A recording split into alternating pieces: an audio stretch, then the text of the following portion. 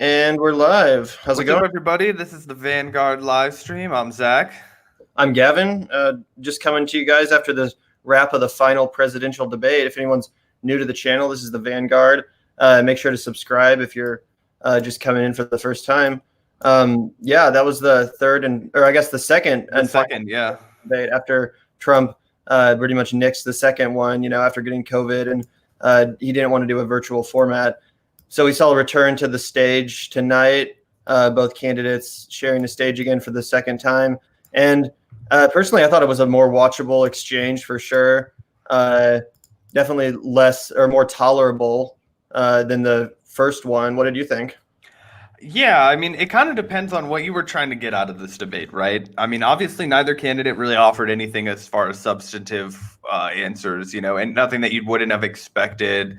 I mean, but obviously, it was much more, watchable. And I thought Biden seemed a lot more cogent than he has in the past. And, it seemed like I don't know. It seemed like Trump was maybe trying to rein himself in a little bit. To be honest, I found him, just as sort of irritating as I always do. I thought his facial expressions were petulant. I thought that, his mini reactions that he was doing, it was clear that he was all about reacting to the audience. Like it was another night where Trump was trying to be the star himself.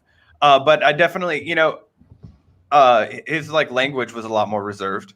Oh yeah, that's for sure. I think that like you said, Trump was annoying as always. However, I do think it was a far superior performance for the president than his last one. Oh yeah, I think that's undeniable. I think there were even moments, fleeting moments, sure, but moments where he even channeled some of that 2016 energy. Among them being after Biden kind of diverted from talking about his son and turned to the camera to address the country. Trump called it out. 2016 style is, you're basically just being a standard politician here. I thought that was semi-effective. There were moments where he kind of played that game. On the other hand, though, I also think Biden was at the absolute top of his game, probably the best debate performance I've seen from him this entire election cycle, including the primary. This was not just, from a cognitive standpoint impressive, but when it comes to even substance, Biden made a pretty damn good case for voting for him, I thought, tonight. And that's coming from someone that... Yeah, I saw a lot more of the Paul Ryan debate in Biden this time than last time. But just to go back to the Trump thing a little bit, for me personally, I think that those moments that he, did kind of, I'm not a politician, blah, blah, blah. What the fuck have you been doing for the last 4 years, dude? You know what I mean? You've been president. So every time he was he would be like, Joe Biden, you spent 8 years as VP. Well, you spent 4 years as fucking president. Do you know what? He didn't want to talk about that at all. It's I think a lot of that stuff rings hollow when you're not I was watching this stream from CBS on YouTube, right? So I caught the last 5 minutes of their commentary, and remarkably, they actually said something that I thought was pretty prescient. The guy was just like, look, Donald Trump didn't have a record in politics 4 years ago. Now he has a record in politics. And guess what? It's hard to just fucking defer everything, right? He was going with the whole I'm rubber and you're glue approach to everything that Joe Biden said. And I think that American people are just like, hey, dude, you kind of have some skeletons in your closet now, too, that are affecting me.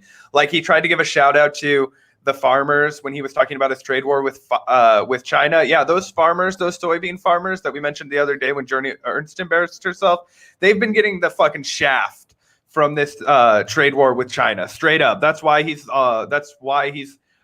either tied or just barely eking out a win in Iowa, a state that he should clean up theoretically. It's because those farmers have been really hurt by his trade policy, specifically with the soy export to China. But anyway, that's an aside. Yeah.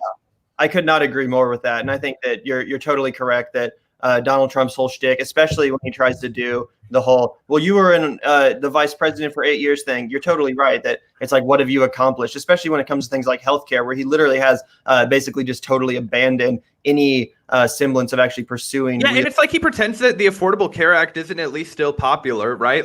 He was trying to obviously they're rely on the bill. At the end of the day, Obamacare had its flaws, but at the end of the day, people are going to prefer to have some health insurance over having none. So Biden wins that at the end of the day, no matter what, 10 out of 10 times. And especially when he brings up introducing a public option, which, is the weak sauce version of Medicare for all, the real policy that, of course, Bernie Sanders was championing in the primary.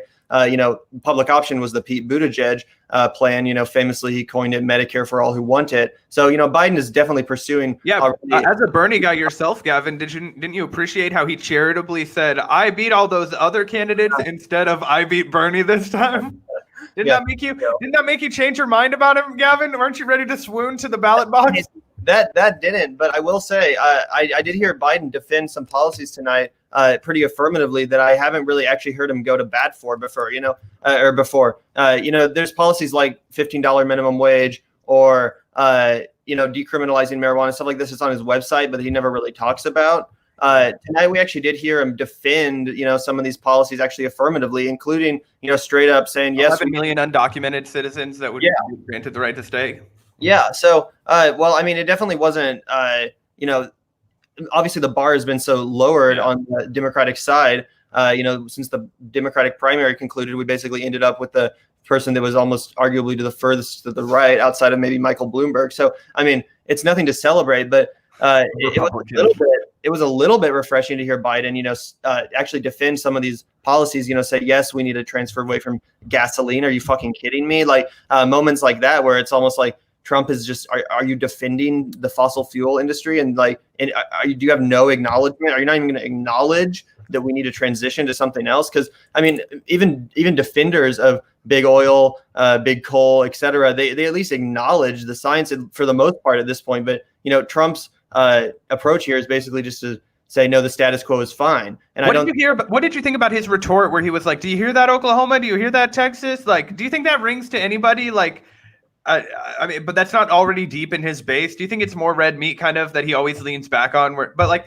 it seemed like that was the kind of antics that were successful for him in 2016. But it was kind of like, I don't know. It seemed fleeting and unsubstantive, but I don't know. Do you think that was effective? I don't think it was, because just how grave climate change as a threat has proven to become over just the last couple of years with these wildfires and floods, hurricanes increasing. I think people actually do increasingly, this is an issue that keeps them up at night, that they actually want to see a solution to. So we hope. I don't know if that's true. I hope that's true. Well, I think it is, because I think people are increasingly seeing the effects of it, especially people on the coast and such areas, including places that are seeing like floods and stuff that aren't even on the coast. So I think that, sure, he may lose a few voters for taking that bold stance affirmatively against industries like the fossil fuel industry. But I think for everyone he loses, he'll also pick up a few voters that are actually going to be impressed to see him taking a bold stance like that. Again, bold, but to see him defending climate policy. Someone like me has even used rhetoric, admittedly, basically saying that, Trump and Biden, they're no different. They're no better. Like, we're both hurtling towards the extinction. Biden just wants to slow it down by 5%.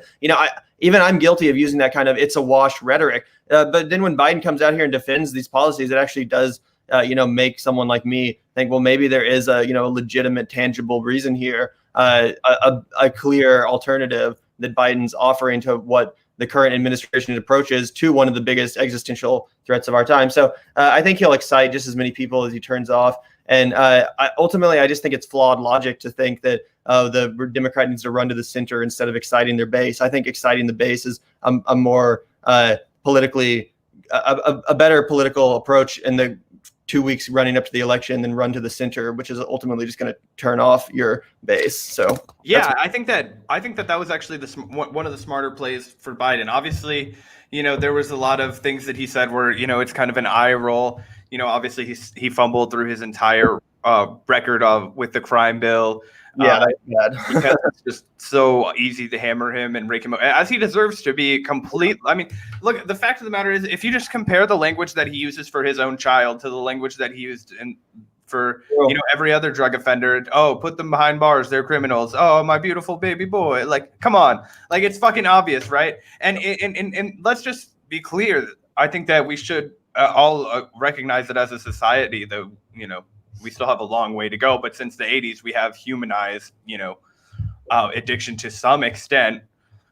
But the fact of the matter is that you still have to hold Joe Biden accountable for the fact that he destroyed completely. He is among a short list of individuals who are responsible for essentially making a good go at taking an entire generation of black men and incarcerating them. I mean, that's essentially what happened. If you look at the numbers of, from 1980 to, 2005, you're a black man of a certain income level. Like, the odds that you have served spent time incarcerated are astronomical, unforgivable numbers. So I think that it's only fair to bring up this when you're talking about Joe Biden in any positive sense, because he is a man who, setting aside his rank war crimes, war criminality, the Iraq War, voted for the Iraq War. Anybody, who voted for the Iraq War should, be in jail.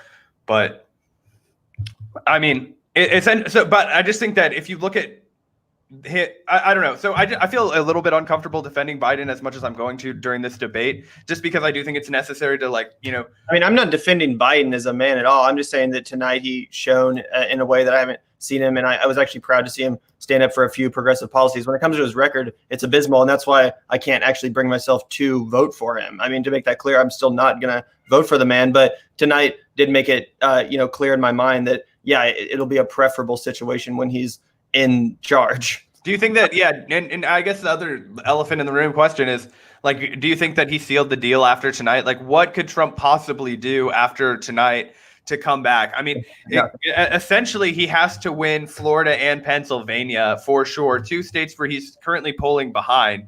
I mean, his margins were so thin when he won in 2016 that he couldn't afford to slide backwards really at all. I mean, he already lost the popular vote by a substantial amount.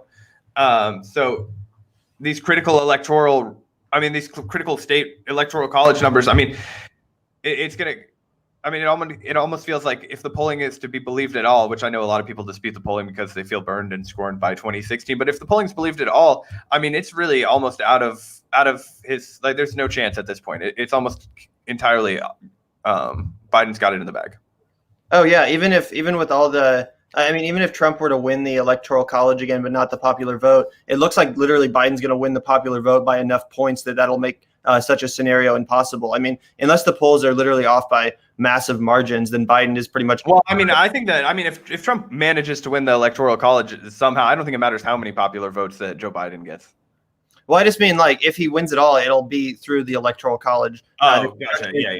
There's no chance of Trump winning the popular vote, which, of course, reveals how fucked up our democracy is, that that's even possible for the second time out of the last 5 elections. It could be the third if Trump wins again. Yeah, be the third out of the last, I guess, 6 in that case. So half of all of our elections are decided by an antiquated system that's not the popular vote. It was literally designed by slave owners and stuff. Yeah, and antiquated as a direct means to subvert the thread of democracy. Let's not forget the Federalist Papers, written by James Madison and Alexander Hamilton when they were arguing for the ratification of the U.S. Constitution. And they literally wrote that the primary purpose of government is to protect the opulent from the minority. Like, this is what they were doing. They were directly subverting the thread of democracy through the way that they were constituting our democracy. And it's continued to play out exactly that way. But yeah, I do think that Joe Biden has this in the bag. I think that it would have taken a colossal, fuck up on his part tonight for him to basically lose the momentum he currently has against Trump. And again, I think Trump did okay tonight as far as his debate performances. He stayed on script. He was pretty, he didn't go too far off in the weeds. He wasn't too combative. But that being said, he didn't do anything to turn it around. I mean, we're talking about historic polling highs for Biden this far out from an election when we're talking about an incumbent presidency. So it would have taken, a colossal, meltdown essentially of epic proportions. It would have taken Trump just making him look like a small child. It would have taken something monumental. And ultimately what we saw tonight was just a more civilized debate. And for anyone that was paying attention to the substance, again, I just think Biden was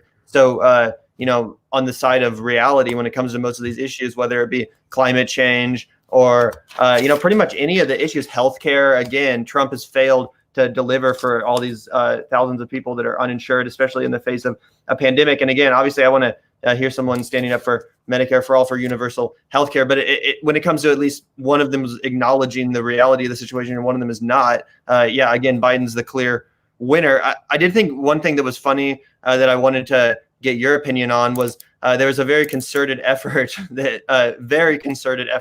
the Biden camp tonight to make a cognitive connection in people's mind between Joe Biden and the mask. And multiple times he held up. He literally made an effort to pull it off when he was on stage. Yeah. Yeah. I think that's him trying to lock down the old people vote, because that's a really and also to get them to turn out, right? I think that he's worried about the like convergence of old people not wanting to go out in risk exposure to COVID, and also not wanting to participate in mail-in balloting because they don't trust it. So I think that was a lot to it. Definitely the geriatric vote, we'll call it, was of his primary concern. Yeah. With that. And again, it's one of those issues where, again, regardless of my feelings and your feelings on Joe Biden, it's just one of those issues where he does come out. And that's what kind of keeps like, it's a real kick in the balls, but it's kind of where we are. You know what I mean? Every time I find myself saying, well, Joe Biden is dramatically better about this, like in the back of my mind, like you feel like such a repulsive person because you can't help but, sit with the fucking destruction that this man has caused, the pain that he has personally inflicted on so many of your, fellow Americans. And that's why I've taken the position of I'm not going to vote for him. I'm just going to sit back and let him win anyway, and then be happy when it happens, because I don't want to co-sign it, but I'm not going to lie that I'm going to be happy when it happens. It's going to be glorious to see Trump ousted. And, even though Biden has a disgusting record, I obviously do think he will at least forge the better path for at least his 4 years in office than another 4 years of Trump. Again, I'm not voting for the man, but I do hope he wins. And I think tonight was pretty obvious why, as far as just the national tone. There were a few issues, though, where I do think Biden just really shit the bed and really fulfilled the worst instincts, really fulfilled the worst aspects of the Democratic Party right now. And that was the Russia gating. Yeah, dude, with feeding into the whole Iran thing that they just leaked the whole. I mean, it's such horseshit. But anyway, I'll let you dive into that.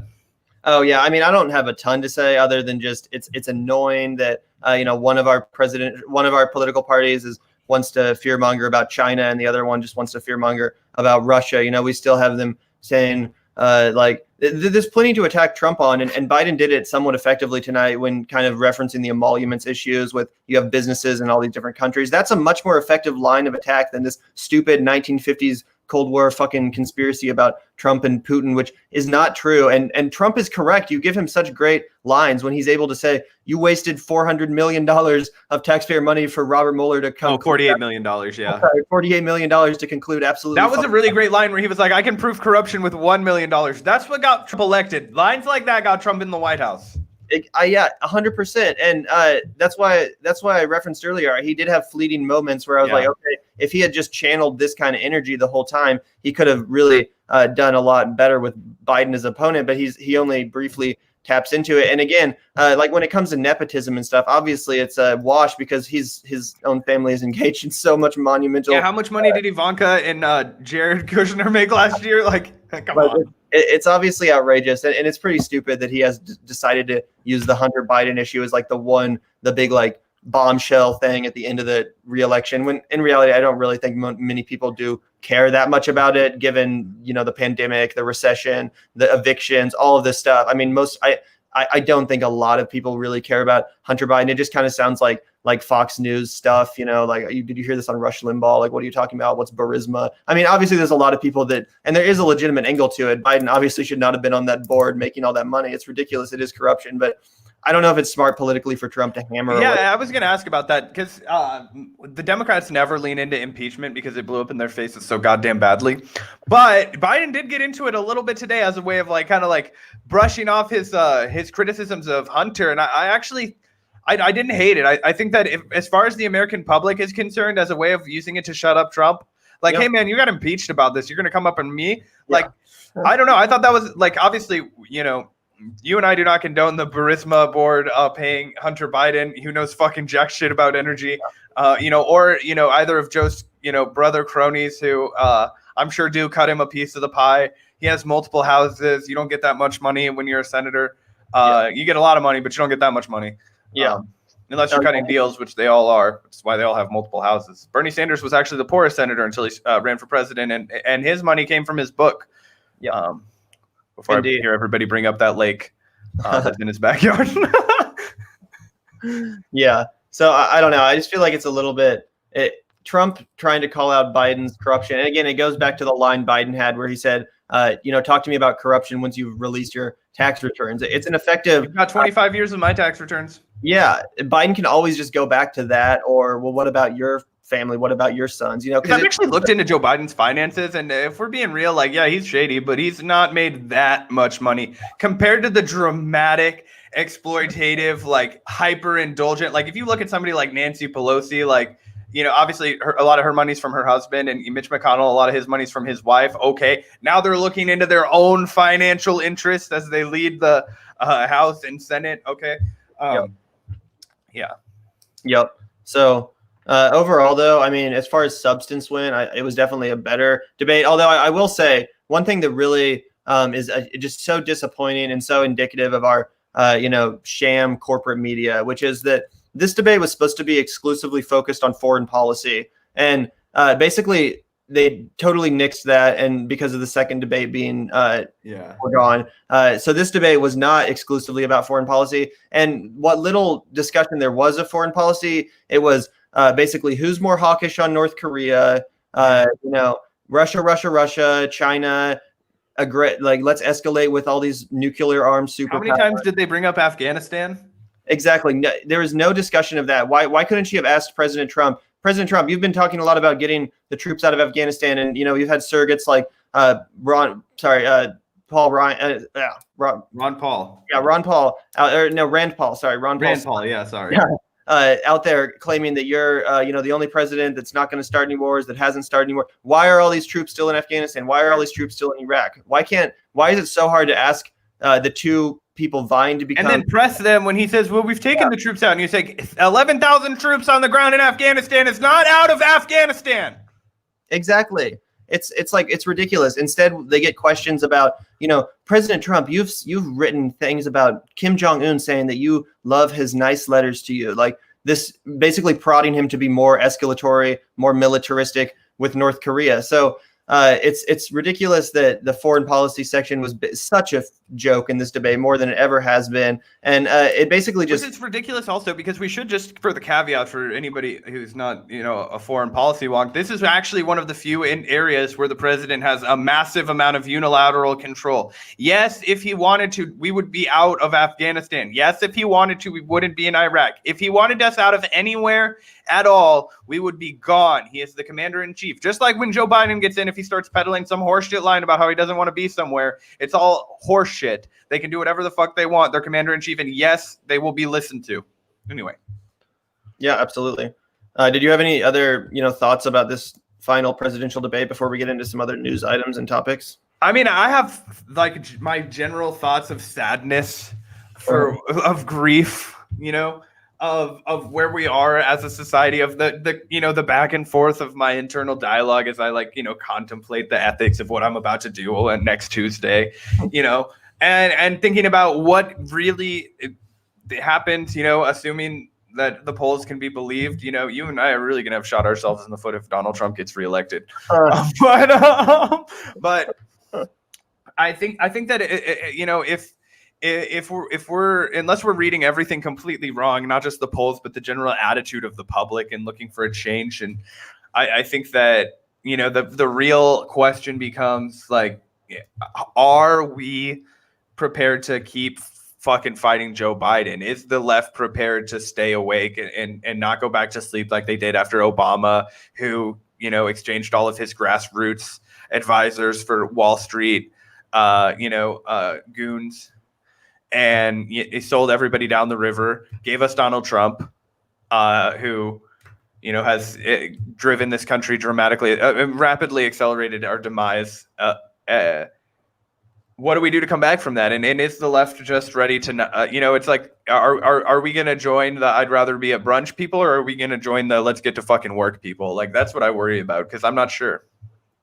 Yeah, I think that's well said. And I really hope that, if Biden is elected, that in fact the left, stays active, stays a real insurgent left flank that actually is trying to vie for control of the party, because there is a civil war in the Democratic Party. there are two distinct visions. If there are just going to be two parties, then, I mean, I guess at this point there's three distinct visions, right? There's whatever the Democrats were supposed to be. There's this progressive socialist movement brewing, and then there's all the Republicans who have decided that they want to jump on our the bandwagon of the Democratic Party. That's true, I guess. But yeah, I mean, I don't know. It's like what really sucks to me, and what has always bothered me so much about the two-party system, it's like the party can never just be stand for something. It always has to be like two or more factions warring for control of the party, and that comes at the expense of any progress. That comes at the expense of any of them actually standing for anything. Because it's like, what does the Democratic Party stand for when Michael Bloomberg's over here and Bernie Sanders is over here and John Kasich? Yeah, John Kasich standing somewhere in the background, and like. What even is that anymore? It's not really a political party. So that's why I've always hated the idea of, I'm not in the same party as John Kasich and Mike Bloomberg. So I don't want to call myself a Democrat, but so there really does need to be more, parties in this country. And that's the obvious solution. If we are going to be stuck with two eternally, then literally the only option is to just constantly fight the fucking oligarchs that are currently controlling the Democratic Party and fight them at the expense of, let alone the Republicans too. And that's the thing. And that's the other problem with the two-party establishment, is it perpetuates this notion that there's a good and a bad, instead of them both just working together to perpetrate and perpetuate the, evils of corporate capitalism, and which is really the reality. But I mean, that's. Do you think that the Biden administration will lay that bare in a more potent way, perhaps, than the Obama did? When people are not getting the help that they need, and they see that Joe Biden's there, and this was the resistance that was getting pulled up, and now it's like, no, this is what we need. But you see it, like, what I mean? It's so obvious at that point. Meg Whitman, Quibi, obviously just closed. We'll get to that later, but now she's the top. Meg Whitman, longtime Republican, former CEO of eBay, massive donor. She's now floated on his list of potential cabinet members, top of the list, right? I don't know. Do you think that the hollowness gets exposed? Do you think that ignites the flame? Do you think that's what keeps people motivated? I don't know.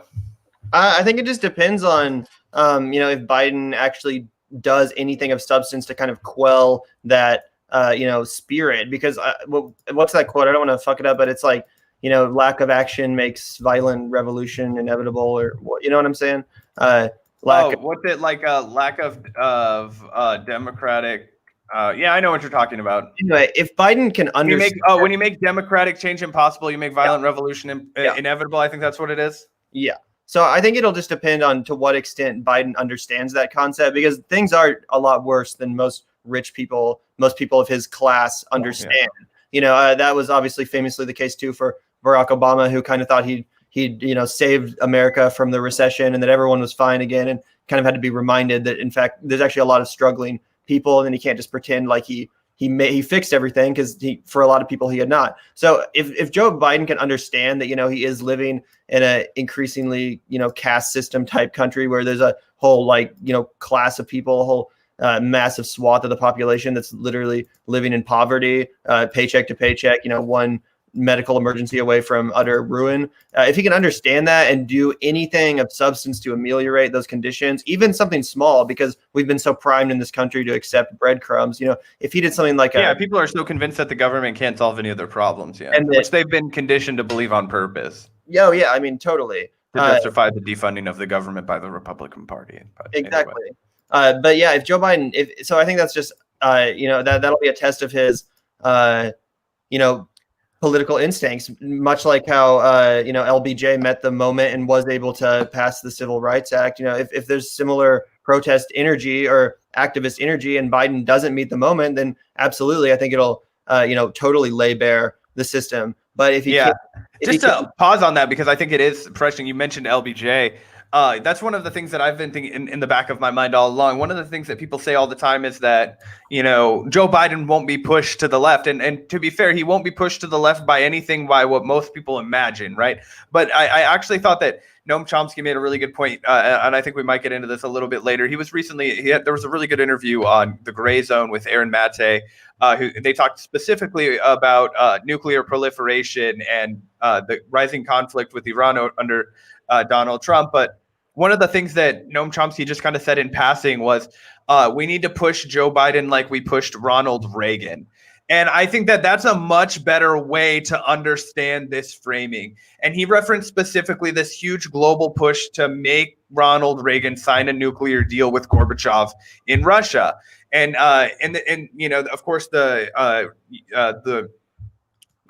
nuclear treaty between the United States is set to expire about a month after about a month after inauguration. So but they've Russia and the Kremlin have essentially already, you know, decided that they're done with any talks with Donald Trump. So if he's reelected, we will essentially return to a nuclear arms race with Russia. It's getting absolutely no media attention.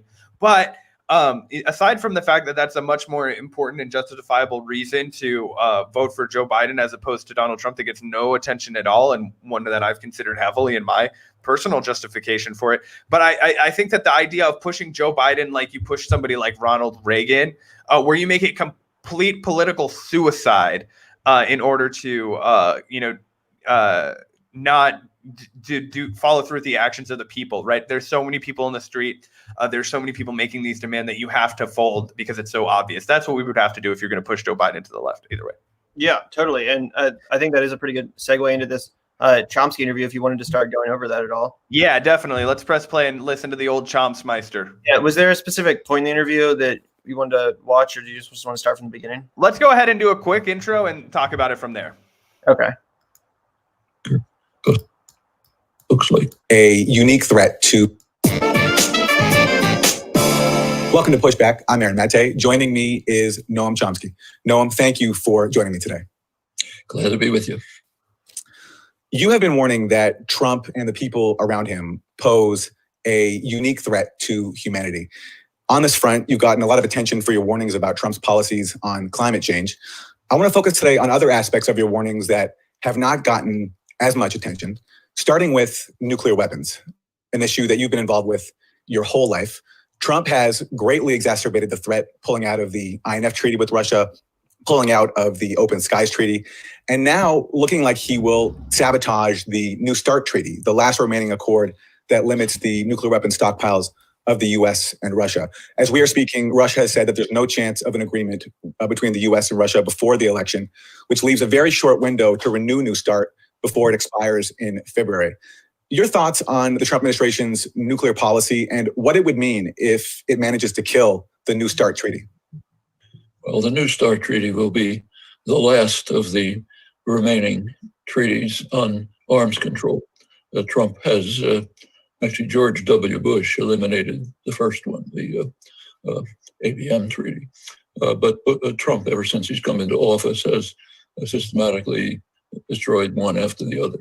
The INF treaty, which goes back to Reagan Gorbachev, the Open Skies Treaty actually was initiated by Eisenhower. He's threatened to carry out new nuclear tests. That hasn't been done for almost 30 years. The New START is the last one. It's, as you said, it's due to be renewed in February. The Trump administration has been delaying and delaying and delaying. The Russians have been pleading for negotiations to renew it. Washington's been producing very frivolous objections. Finally, at the last minute, Billingsley, their negotiator, claims, okay, I finally reached an agreement. We believe that there is an agreement in principle at the highest levels of our two governments. It's why I cut short my trip to Asia and made a beeline for Helsinki when the Russians called and wanted to sit down. And I'm hopeful that that sort of gentleman's agreement, that arrangement that deal has been reached, as I've said, at the highest levels, will ultimately need to percolate down through their system so that my counterpart hopefully will be authorized to negotiate. Nobody knows what it is. It seems here we can press pause here. Basically, what that guy, in case anybody who hasn't been following the New START, basically the back and forth that's going on between the Pompeo State Department and the Kremlin renegotiating the New START treaty. Essentially, what Russia brought to the table was a simple extension of the deal, basically keeping the exact same terms, but extending it down the line. The Trump administration, the Pompeo State Department, they've rejected that. They've continuously kind of sent their like bullyish, like oh no, like I got to put my dick on the table and make some, concessions from Russia. Russia's not playing that game. So essentially they're at a standstill. That clip that they just played, there's been no evidence that there's been a gentleman's agreement. It's essentially just a fucking, it's just talk, right? It's the Trump staff trying to, make it seem like something's happening in the weeks leading up to the election for like Uber policy wonks, but really nothing's going on. Basically, that I just wanted to get your take on that as somebody who, obviously isn't a guy that's interested in Biden, doesn't want to sign off on it, but is that a more compelling case to you than you've seen made, talking about nuclear proliferation, talking about the Iran conflict that another 4 years of Trump could, create a real problem for? Is that more of a like salient argument to you than, the ones that are, constantly peddled on, MSNBC?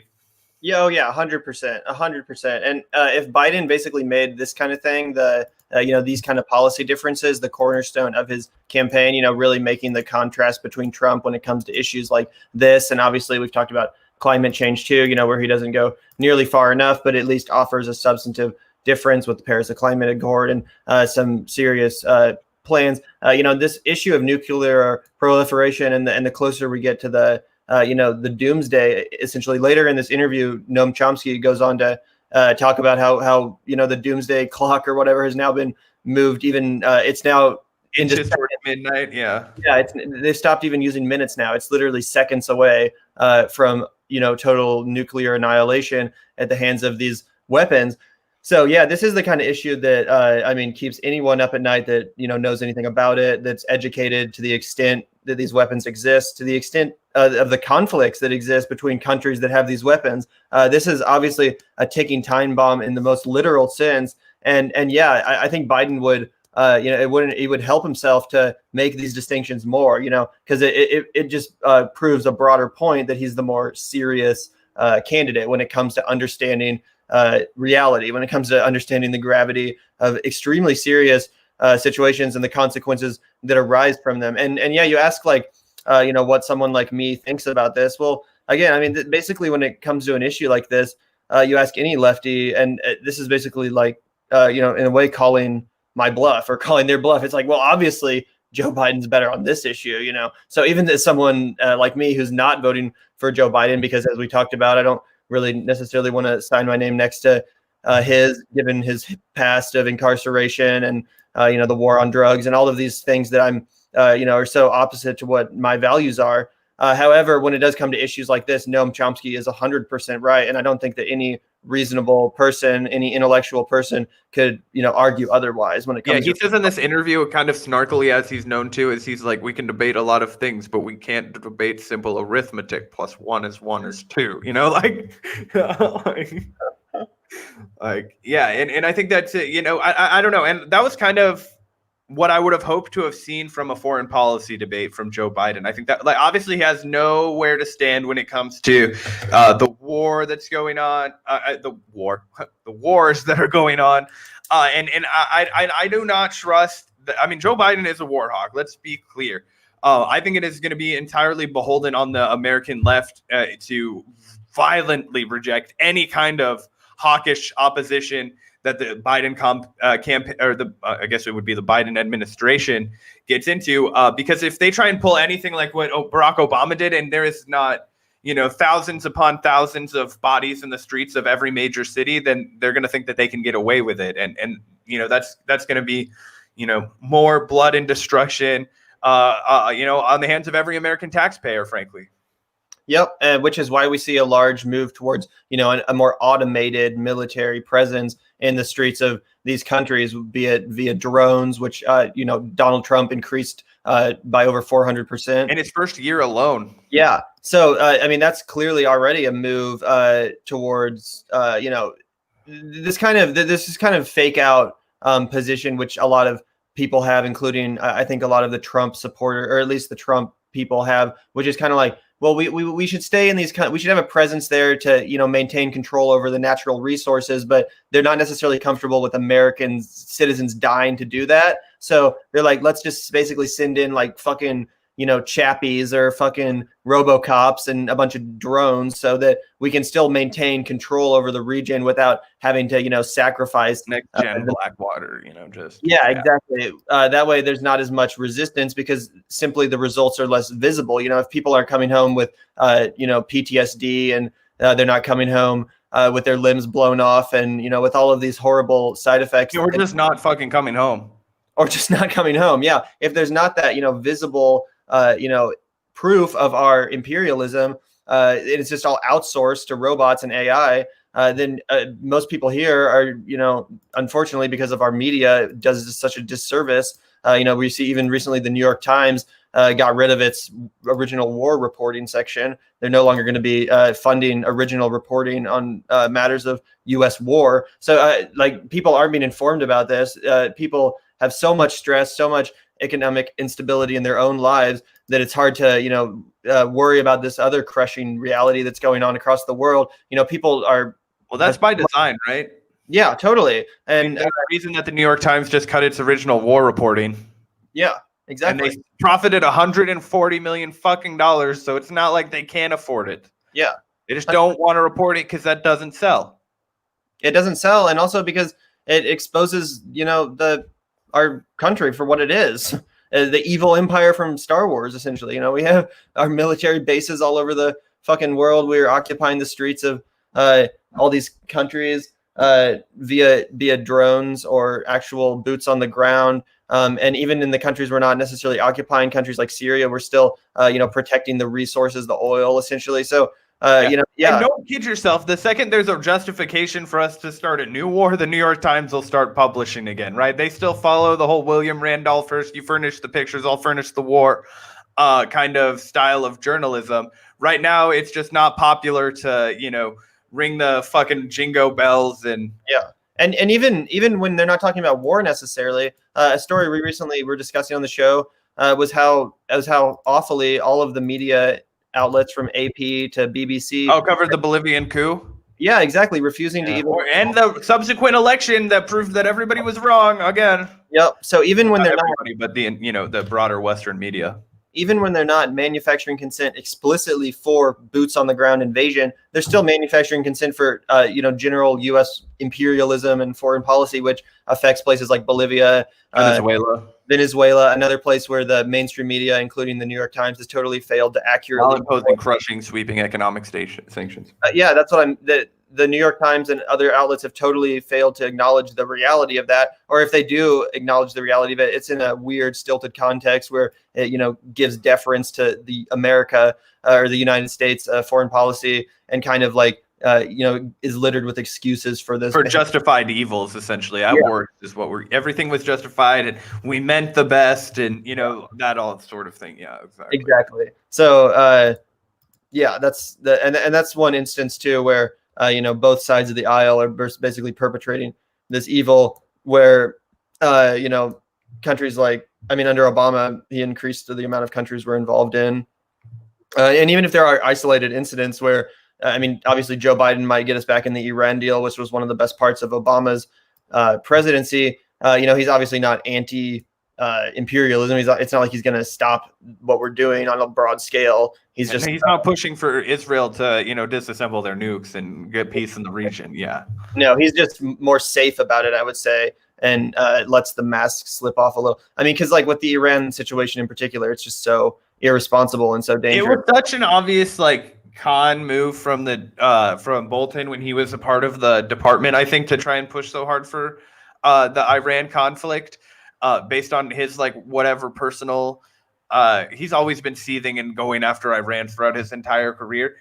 So if we're being honest, one of the smartest things that Donald Trump ever did was giving him the boot, although probably one of the dumbest things he ever did was hire him. So it's hard to give him credit for that. I know, because he made his whole image off basically making fun of George Bush for allowing himself. Yeah, and then he fucking appoints John Bolton. It's what are you doing? Obviously, that's the entirety of Donald Trump, right? Walking one way and talking in another. Exactly, which is why it blows my mind that any so-called principled people still support him in any way, pretending like he actually has. Which is exactly why Ben Shapiro only got in to support him this time around. Right.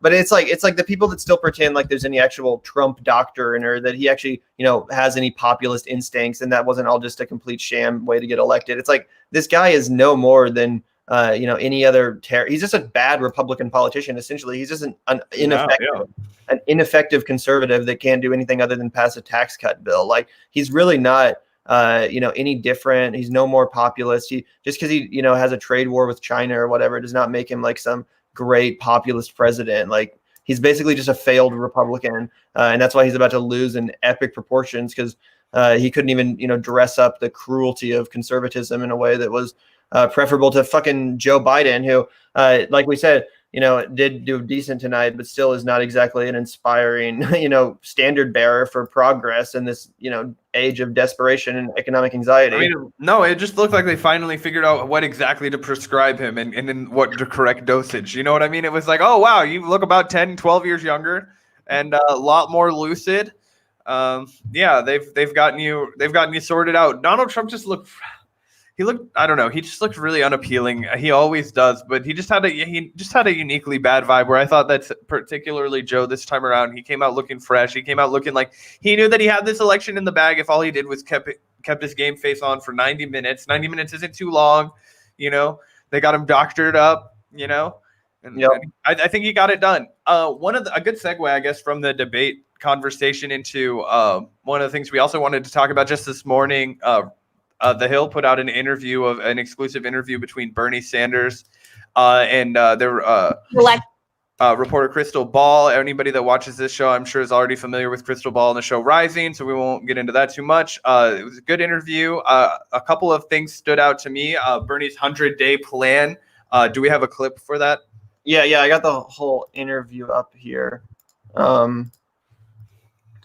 Yeah, this was a pretty solid interview. I thought it was good to see Crystal kind of engaging with Bernie on his strategy exactly to hold Biden accountable, because obviously Bernie has been one of the chief, perpetrators of this he's been spreading this notion that Biden will be pushed left when he's in office and that, Bernie and the squad will be holding him to account and all this stuff. So it was cool to see Crystal push back on that a little bit and get some, actual solid strategy answers from Bernie. Yeah. Do you know when exactly he talks about that? I do not. You know what? We can transform this country. But if Trump is reelected, all that we're going to be on for the next 4 years is defensive procedure. They are. But they will raise the minimum wage to $15 an hour. Equal pay for equal work. Making it easier for workers to join unions. $2 trillion investment in combating climate change and creating millions of good-paying jobs in energy efficiency and sustainable energy. Paid family and medical leave. No small things. Third point that I would make, Joe Biden is not going to become the dictator. He is the president of the United States. If we rally the American people and demand that Congress stand up and fight for workers and have the courage to take on the big money interests in the insurance industry, in the pharmaceutical industry, in the fossil fuel industry, in the prison industrial complex, you know what? We can transform this country. But if Trump is reelected, all that we're going to be on for the next 4 years is defensive procedures. I want to get on the offensive. And that is why, in my view, every progressive, every person in this country who thinks for 2 minutes about what's at stake should be voting for Joe Biden. So let's talk about what that would look like under a potential Biden administration, because this is something that I've heard from you and a lot of others. Okay, we're going to have an opportunity to push Joe Biden to the left. What does that specifically look like in practice? What would some of the red lines be for you? And if he falls short in your measure in terms of fighting for working class citizens of this country, would you be open to supporting a primary challenge either against him or against Senator Harris in 2024? Those are great questions, Crystal. Let me start off by saying that I don't think the progressives within the Congress can do it alone. So the first point that has to be made, and I'm going to make this over and over again, if you want a progressive agenda to come out of the United States Congress, we're going to have to rally the American people by the tens of millions to demand that we have a government that represents all of us and not just wealthy campaign contributors. We're going to have to correct and deal with a very corrupt election system with massive voter suppression that exists every single day right now. Second of all, I do have a bit of an issue there when he says, well, we're going to have to rally hundreds of Americans to demand these things. It's like, that's basically what both of your campaigns were. And Joe Biden was the one that put it into that. Yeah, I think that I think that gives us a lot to break down on his kind of whole approach to this interview, right? He's very obviously sympathetic to the points that Crystal is making, because I think he personally knows that that's exactly what the fuck is going to happen. Yeah. But because he's been doing this for a long time, but Bernie needs to sleep at night, and so he does that by campaigning for Joe Biden. I think that's pretty clear. So I think that when he says that we need tens of millions of people to support these things, I'd say, Bernie, we already have tens of millions of people that support these things. What we need is tens of thousands of people to get in the street and stay there until we have these things. And I'm not convinced that Bernie is going to be standing on top of a bus with a megaphone saying, we need to fight. He's just not going to be doing it. He's not going to be standing outside of the White House with a gang of people demanding that this happen. The fight's over for Bernie. So I think we I don't know. For me, this interview is a little disappointing because it's kind of like, I feel like this is the last push from Bernie. Like he's going to go ahead and go with Joe Biden. He knows that it probably isn't going to work out. You can see it in his eyes. The one thing I will say, my initial reaction to this video is that he looks so much healthier. Let's just talk about that. He looks remarkably better in his physical condition than he did when he was campaigning for president. He must have been exhausted for like the entire time, because if you just look at his face, you're like, damn, he looks like at least 15 years younger. You know what I mean? Like he looks like an old man, but he looks like a spry old man that's going to be around for a lot longer. There was a time where I was worried about his health. But yeah, I don't know. I wasn't like wowed by that interview. I don't think his 100-day plan is going to necessarily come true. Yeah. I mean, I agree with that. I think that you're correct that he kind of knows in his heart that what Crystal is saying is true. And I also agree that he's basically just doing this so he can sleep at night, and that he doesn't have to, grapple with any possibility that he might be in any way responsible for another Trump election. Nope. Not that he ever was, but I mean, he clearly bought into the poison Kool-Aid. He believes some of the, that bullshit just because he does is in these circles. So obviously some of that's going to get to it. And I'm sure plenty of people have, said that to him, why it's because of you that Hillary Clinton isn't the president. I'm sure he internalized some of it. How can you not when you're that powerful and have that big of a platform and, you're that closely involved with all that stuff? That being said, I have a conscience like Bernie does. You know what I mean? Yeah, exactly. So, I mean, I never really shit on Bernie for doing what he clearly feels in his heart is the right move. That being said, and I think that he kind of, is maintaining this super, refusal to criticize Joe Biden or the Democrats anyway. I think he's going to maintain that, but only after Joe Biden is elected. I do think if Joe Biden is elected, that we will see a little bit of the return to the Bernie that we know and love, a Bernie that's a little bit more, eager to call out the Democratic Party too. We have to remember that he even considered primarying Barack Obama in 2012 because what? Oh, you do think he should have done it? I mean, I think it was. Part of me is like, yeah, you should have. But then other part of me is like, he said he had the perfect opportunity in 2016 to do what he did. So yeah, exactly. It would have just been more of like a, like a green, like I think like a Nader thing. Yeah, exactly. People wouldn't have taken it as seriously. And also, just to be completely honest, Hillary Clinton was a much easier politician to run against than Barack Obama, who's a much more talented, charismatic orator. Guy. Yeah, but that being said, Bernie Sanders, I do think that, again, like he was so unimpressed with the direction that Obama took the country in his first 4 years that he literally contemplated running against Obama, despite the fact that would have been considered absolute heresy at the time and would have basically completely made him a pariah in polite society in Washington. But I do think he'll, be more aggressively, criticizing the Biden administration or the direction it's going in. And it'll be interesting too. After the election, you mean? Yeah, after the election, like once Biden's in office.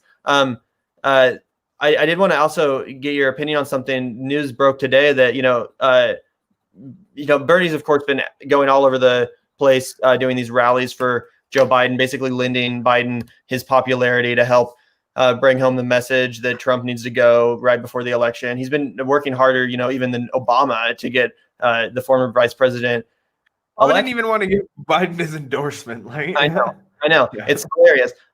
But this is all kind of making sense now why Bernie's doing this, because today a report came out that he's actually vying for, I believe, Secretary of Labor under the Biden administration, which brings me to the next part of this, which is like, God, Bernie, like how many times can you get played by these people? They're not going to make you the secretary. And honestly, dude, can he do any more good there than he can as a senator? I do think he can, because especially under the coronavirus, we've seen how people that might be true. Secretary of Treasurer, for example, like Steve Mnuchin, wields incredible power in this moment. So I do think that, if Bernie was up for Secretary of Treasury, I'd say take it, pal. But Secretary of Labor, I don't know.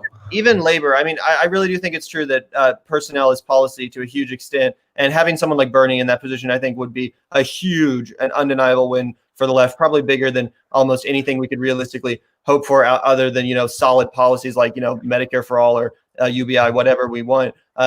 So, yeah, I do think that would be a huge deal, but I just don't think it's going to happen. And it's like, Bernie, there's a reason why you correctly diagnosed the situation decades ago and wasn't independent, because you realized that the Democratic Party was not going to be a viable vehicle for actual progressive change. Like, and the older he gets, the more he wants to hope, because it was like all of his cynical youth has evaporated. He's like, oh shit, what am I going to do when I leave this planet and it's still just like totally fucked? True. I think that's probably a pretty accurate diagnosis of the situation, but it's just funny to see, like, he's basically now adopting the strategy that he's always correctly diagnosed as the incorrect strategy, which is like, oh, I'll just try to buddy up to these people and work from within to make some incremental change happen. Like, that's not the right way to go about it. I mean, it's not a totally invalid approach, because it does affect people in the margins somewhat, but to buy into incrementalism at the behest of corporate power and the Democratic Party is not it's a little fatalist, I think. Yeah, and obviously he is the only real progressive senator we have outside of possibly Ed Markey now. But it's like, I don't know, man. It's just disheartening and it's disappointing, because obviously Biden's not going to put Bernie in his administration.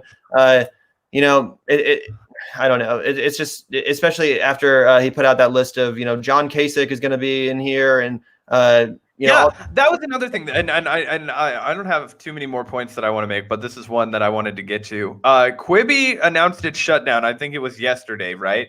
And I think it was the day before we did a stream, and we were talking about how Meg Whitman was on the list of names that Joe Biden was floating. Do you think there's anything sus about that timeline? Like, oh, hey, I'm on this list. I think I'm going to get this new gig. Let me give $300 million back to my investors, kick all of my employees to the curb, tell them to play the "I will get back up again." Did you hear that? That literally the guy was like, you should play the "I'll get back up again" troll song on their Skype call, where he fired all of his employees. Yeah, this is a great example to me of just how that was Jeffrey Katzenberg, not Meg Whitman. I was just clarifying. Jeffrey Katzenberg was the one that told everybody to listen to the troll song, not Meg Whitman, the person we're talking about going in. Just to clarify, there's two heads of the company. That's fair. Yeah, and Meg Whitman's the one being tapped potentially by the Biden administration. But yeah, this is an example of how basically the whole concept of a meritocracy is false, because Quibi is a company that was extremely hyped, had tons of money pumped into its advertising. Everyone's probably seen the stupid ads online for their various dumb failed shows.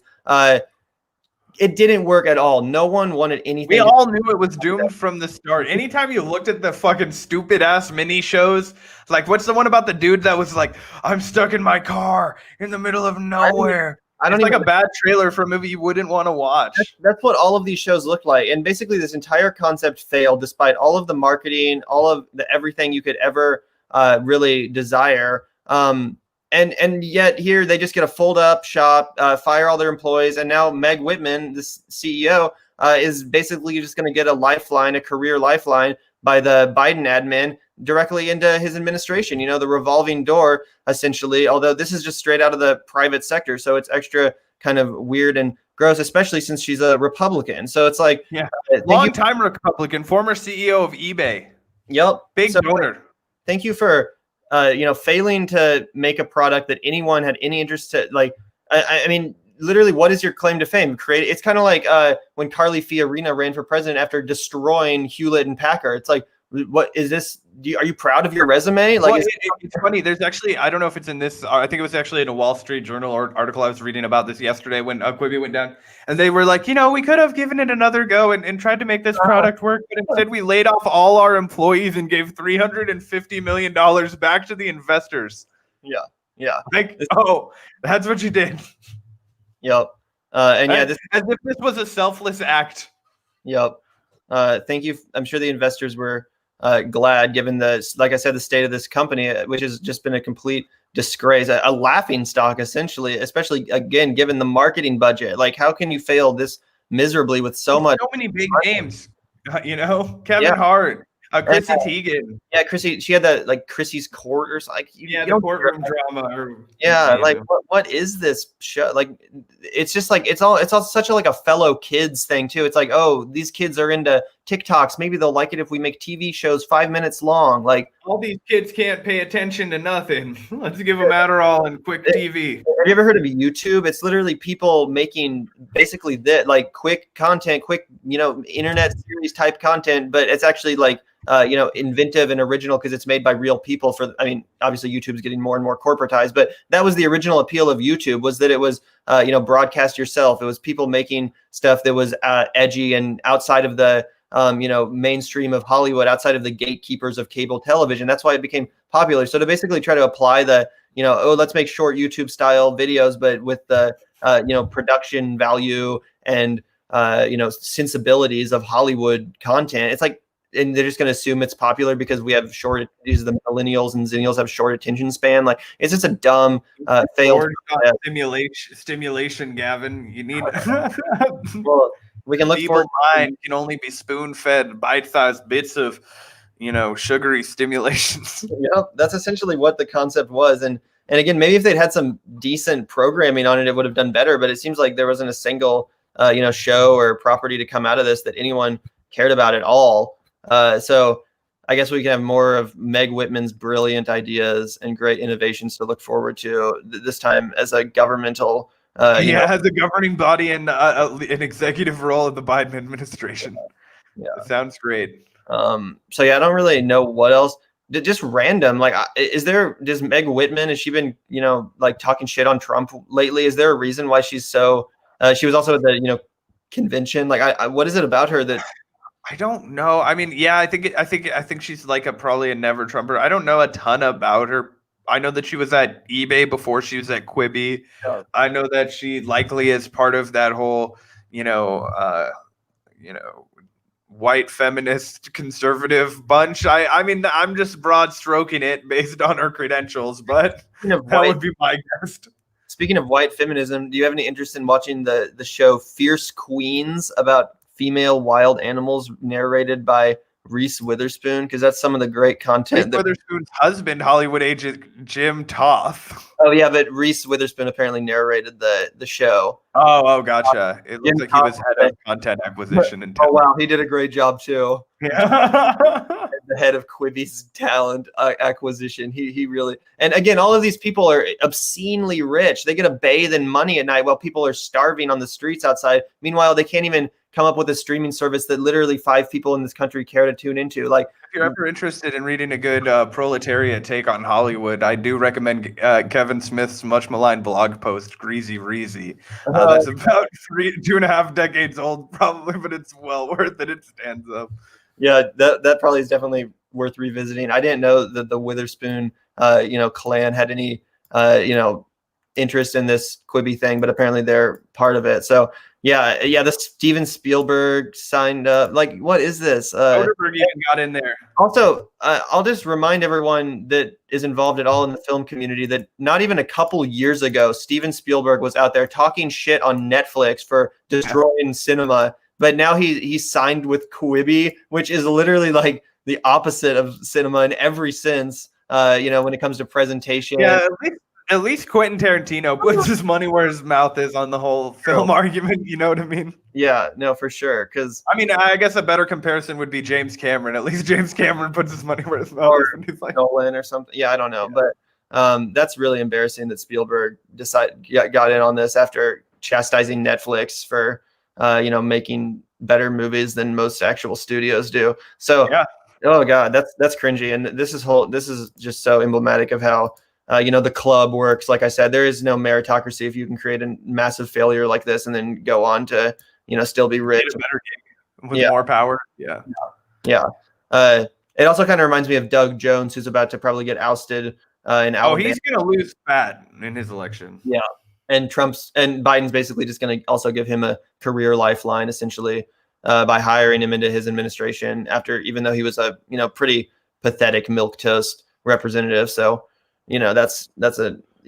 only one because he was running against a literal pedophile. Exactly. Anyway, yeah. Did you have any other stories that you wanted to get to tonight? We can probably wait to talk about some of this other stuff if you want, unless you had anything you were dying to get to.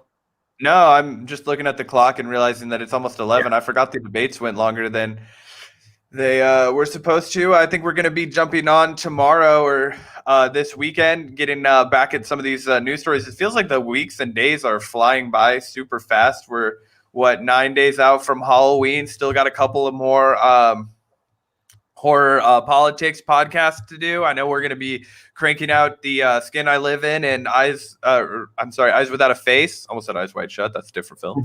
Eyes Without a Face. This weekend, we'll also be putting up a reaction to what I hope to be a masterpiece. Borat 2, Sacha Baron Cohen's latest effort. I have to keep avoiding these headlines. Dude, I know. I've been avoiding them like the plague. So, there's this apparently devastating scene with Rudy Giuliani and Borat 2, and I'm not really familiar with what happens, and I don't want to. I've been avoiding all of the spoilers because, as Zach mentioned, we will be covering and reviewing Borat 2, the long-awaited sequel to Sacha Baron Cohen's masterpiece. Tomorrow, I believe, is when that video will drop. Yeah, I'll probably be watching it, tomorrow in the afternoon. If not, I'm almost tempted to stay up tonight, but I'll probably wait till tomorrow, we'll release a video on that tomorrow around 5 or 6 p.m. or so. So make sure to subscribe and stay tuned for that content, as well as some more live streams, interviews, and what have you coming down the pipeline. Yeah, everybody, thanks for checking it out. Be sure to hit that subscribe button if you haven't, and if not, have a good night. See you later, Gavin. Yeah, it was fun hanging out.